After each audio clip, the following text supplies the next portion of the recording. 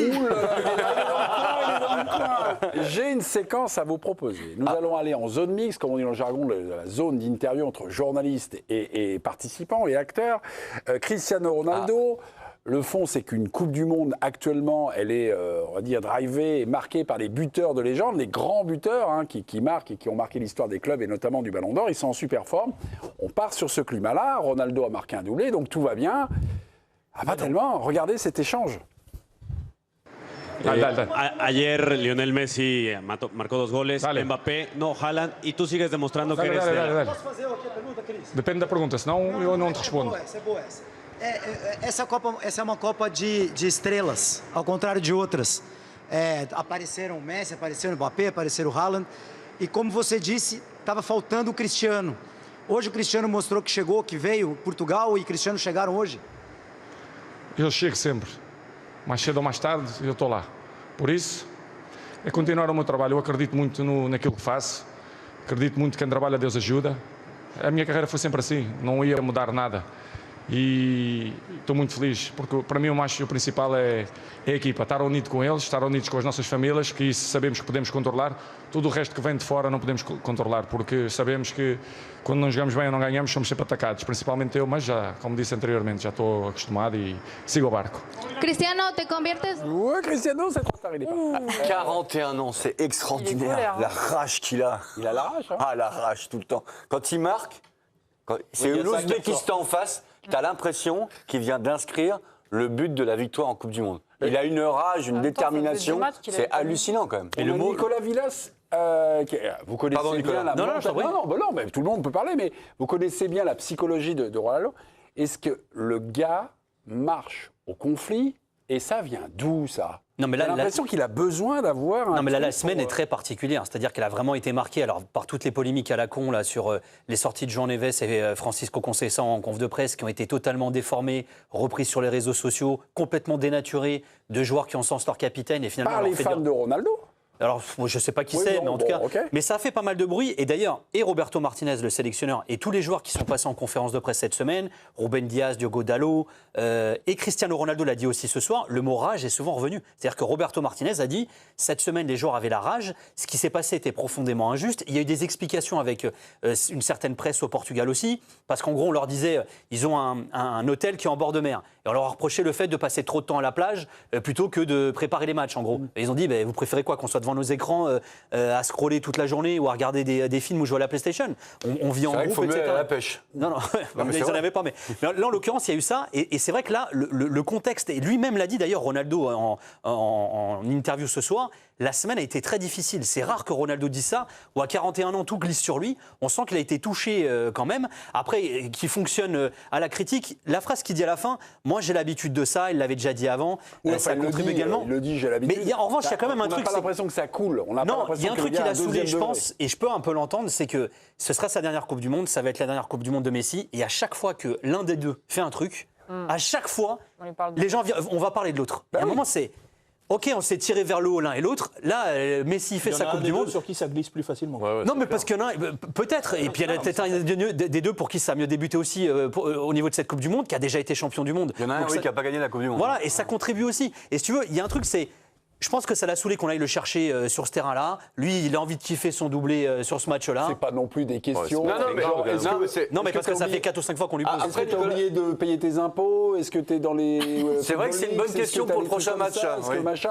C'est les choses qui font partie de la légende de la Coupe du Monde. Non, mais lui, il y a autre chose aussi. Il est remis quand même en cause par beaucoup de spécialistes du football portugais. Sa place dans. Il y a le sondage de Abola qui a dans le 11.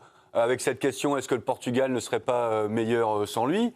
Là, c'est comme une réponse aujourd'hui qu'il apporte, même si, franchement, l'Ouzbékistan... D'ailleurs, il y a une image qu'on voit à la fin du match, il y a une cam isolée sur lui à la toute fin du match, au coup de sifflet final, et il dit 2 fois « I'm back, I'm back ». Et derrière, on va l'interroger là-dessus. C'est la première question qu'on lui pose, c'est « Qu'est-ce que tu veux dire par là ?» Et il dit « Je voulais juste vous rappeler que je suis toujours là, en gros. » quoi. Pour lui, il n'était jamais parti.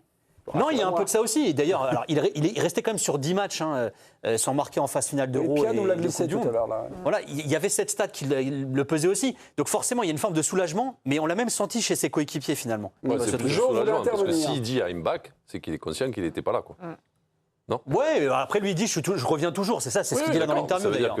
C'est pour ça qu'il est président, Johan Micou. Non, mais il y a eu des critiques, mais le fait de dire à Mbak, ça veut dire style je reviens, je suis encore là, donc ça veut dire que tu n'étais pas là avant. Et après, le truc qui me fatigue un peu, moi je comprends ce truc de. La deuxième réponse, je la comprends. Tu vas dire qu'il est toujours là, qu'il a envie. Mais quand tu te poses une question sur Messi, qu'est-ce que tu vas te faire style c'est bon, je passe à autre chose. Pourquoi tu es comme ça? Parce que je pense qu'il en a marre qu'on le pose à chaque fois. Mais si on lui pose une question sur Ronaldo, il dit. La dernière fois, je crois qu'il a dit si on ne gagne pas la Coupe du Monde, j'aimerais bien qu'il la gagne lui. Oui, mais lui, il l'a déjà gagné. Non, mais Joe, c'est pas la même. C'est pas. Enfin, Guillaume l'a dit tout à l'heure. Non, mais c'est pas depuis 4 ans que ça se passe comme ça. Ça a toujours été comme ça. Non, là. Pose des questions à Messi, il répond sur Ronaldo. Non, mais Guillaume le disait. Parce que lui, il est cool. Mais le contexte est différent. C'est-à-dire, t'en as un qui l'a déjà gagné, t'en as un qui est hyper critiqué. Non, je te parle même avant. Non, mais d'accord. Avant, à chaque fois qu'on pose une question à Ronaldo sur Messi, le mec, c'est. Non, là, franchement, moi, je l'ai rarement vu répondre. D'ailleurs, au contraire, moi, j'ai plutôt souvenir. Moi, j'ai plutôt souvenir où il parle, où il dit on se respecte beaucoup sur le terrain et en dehors. Quand il n'y a plus de compétition. Mais justement, mais là, il y a le contexte. Encore une fois, tu peux pas enlever le contexte, tout ce qui s'est passé dans la semaine, toutes les critiques. Tu faisais référence au sondage qui a été fait par Abola. Il n'a pas dit qu'il faudrait plus que Ronaldo joue, tu vois. On te pose une question sur Messi, tu dis. Non, mais lui, c'est pas. Oui, mais c'est pas Messi qui pose la question, c'est un journaliste. Oui. Lui, lui, il en veut pas à Messi, il en veut à la presse, si tu veux. Il en veut au journaliste. Bah ouais, mais les gars, il y a un moment, le mec se fait attaquer toute la semaine. Mais si t'en veux à la presse, tu viens pas répondre alors. Ah bah ça, c'est encore une autre histoire, mais... Comme la deuxième question, je peux te poser une question, ça dépend de la question que tu me poses. Elle est très bonne. C'est-à-dire que le mec, je réponds aux questions que je veux. C'est la meilleure qu'on t'ait jamais posée. Il lui dit en plus, il lui dit, tu verras, elle est très bien celle-là. Pierre, je reviens vers vous parce que la petite musique qu'on entendait, c'est le Portugal, donc sans Ronaldo, est-ce que ça serait mieux c'est un peu ça. Abola, ou je ne sais plus, c'est Abola qui avait fait son sondage. Ouais. Bon, c'était un peu le climat. Mais d'ailleurs, est-ce que ce soir, on ne peut plus poser cette question. D'ailleurs, il y a même des supporters qui avaient dit la même chose pour Mbappé. Donc en fait, quand il y a un personnage qui phagocyte un peu l'attention dans une équipe, ça peut être aussi inhibant pour les autres. Moi, je sais pas, je suis pas dans la tête de Ronaldo, je sais pas, je peux pas analyser comme ça ce qu'il a dit. Mais par contre, j'ai vu les 2 matchs du Portugal. Et le premier match du Portugal sur cette Coupe du Monde, j'ai trouvé l'équipe inhibée. Il y avait le ballon qui ne circulait pas, par exemple, entre Fernandez et lui. Il n'y a eu que 5 passes échangées sur tout le match. Entre Fernandez et Pedro Neto, il y avait eu 0 passe échangée. Est-ce que c'est l'entrée de la compétition ? En fait, je ne sais pas, parce que sur ce match-là, Ronaldo, il n'était jamais au bon endroit, au bon moment. Il n'y avait rien qui semblait fluide. Et là, quand j'ai regardé le match de ce soir, j'ai eu vraiment l'impression d'une équipe désinhibée, en fait. Où ça circulait, où il y avait, tu vois, il y avait des appels d'air, il y avait quelque chose, il y avait une énergie. Et Ronaldo, systématiquement, était bien placé. Sur toutes les actions.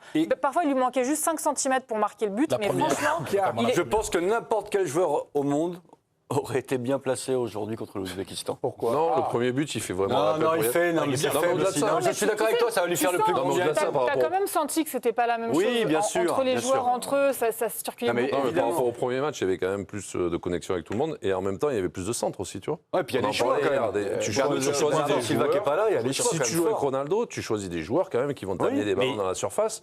Et lui, il l'a montré même pendant les qualifs que souvent sur des centres, il était là.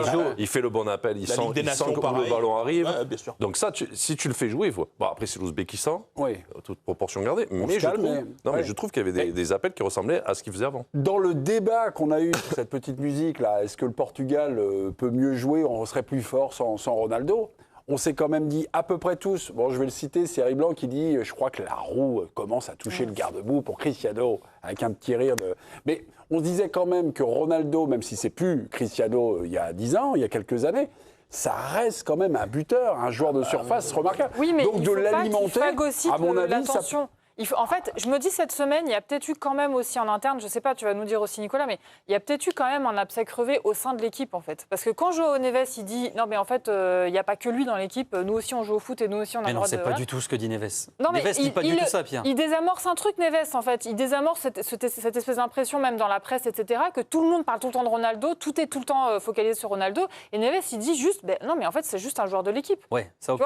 Et il a tellement raison, tu peux pas jouer au foot autrement que comme ça en fait. Pardon, mais et je me dis quelque part... Pierre, l'abcès crevé, moi j'ai plus l'impression que c'est finalement, et ça marche dans toutes les équipes, on est bien placé, l'ennemi de l'extérieur. Bah oui. En fait, c'est... Mais d'ailleurs, c'est une vieille ficelle que tu utilises, notamment sur des phases finales. Il y a eu plein d'équipes qui sont allées au bout comme ça ou qui ont fait des parcours parce qu'ils se sont construits un petit peu sur un moment d'adversité. On est seul. On se rassemble, voilà. C'est seul contre le monde entier, en gros quoi. Maintenant, pour la question sur Ronaldo, le vrai test, enfin le vrai premier test pour savoir s'il est vraiment de nouveau. Le prochain match, c'est la Colombie, ouais. C'est un vrai adversaire quand même.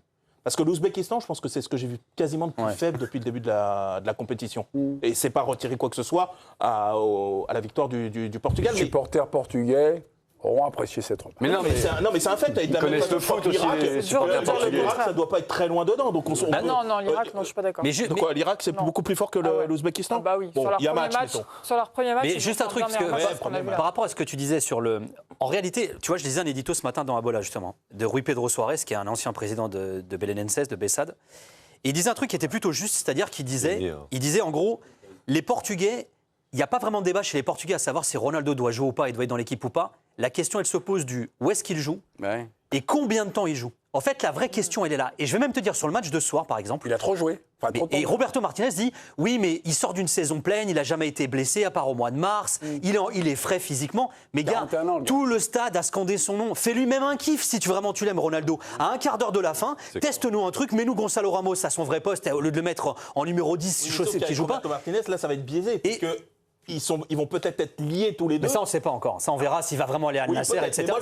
Moi, je pense que Roberto Martinez n'aura pas le courage de prendre des décisions. Indépendamment de ça, mais ce que je veux dire par là, c'est le débat, il n'est pas tant à savoir si l'équipe elle est meilleure. C'est-à-dire qui joue, à la limite, pourquoi pas. Maintenant, c'est combien de temps il joue. Comment tu fais quand il n'est pas là? Parce que la question, elle peut se poser également. Là, il a fait son match. OK, c'est que l'Ouzbékistan, il met son doublé. Et attends, sur les coups de pied arrêtés, ils ont été très bons, y compris Ronaldo, qui laisse le coup franc à Nuno Mendes. Ça, pareil. Tout le monde lui disait, mais j'ai vu Rio Ferdinand a dit, voilà, on dit que le mec, c'est un égoïste, etc. Et juste quand même pour terminer là-dessus, pour en revenir. Et on terminera là-dessus. Sur ce que tu disais sur Messi, c'est que moi, si tu veux, le seul truc qui m'emmerde, c'est qu'il le sait très bien. Quand tu vas lui poser une question sur Messi. C'est vulgaire sur ce sujet. Quand on va lui poser une question sur Messi, lui, il sait très bien que le journaliste attend la petite phrase pour faire les gros titres. Et ça va être tout déformé, comme ce qui a été fait avec Neves, avec Conceição dans la semaine. Et c'est qu'à un moment, c'est leur dernière Coupe du Monde à tous les deux. Laissons-les kiffer et kiffons-les tous les deux au même moment surtout. Kiffons au lieu de les opposer en permanence. Bien sûr, mais personne ne les oppose. Si tu les opposes. Non, pas du tout. Si tu les opposes. Taisez-vous. Taisez-vous. Oui, je suis heureux. Oh merde. Voilà, Je suis heureux d'avoir vécu cette période qu'elle a permis. Mais pourquoi il leur dit pas ça? Il dit jusqu'à la fin de la Coupe du Monde, je ne parlerai plus de Messi. Je dis, je suis content pour lui, ça fonctionne bien pour lui. Maintenant, laissez-moi tranquille, laissez-moi avancer comme ça, quoi. Et comme ça, il n'y a plus personne qui posera des questions sur Messi.